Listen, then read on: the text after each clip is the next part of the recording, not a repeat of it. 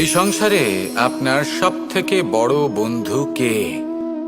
কেউ বলবেন ছোটবেলার বন্ধুরা, কেউ বলবেন মাতা পিতা, কেউ বলবেন ঈশ্বর।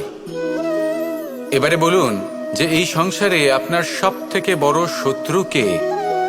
কেউ বলবে আপনার বিরোধী, সেই ব্যক্তি যে আপনাকে হিংসে করে, বা আপনার নিজের অহংকার, আপনার কুকর্ম।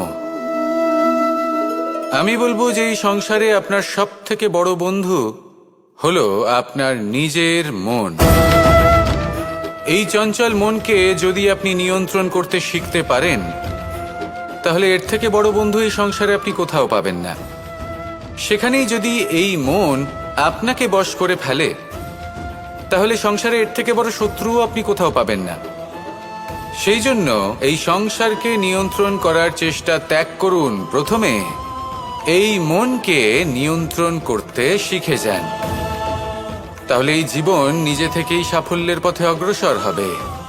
আর তখন এই মন প্রসন্ন হয়ে বলবে, রাধা।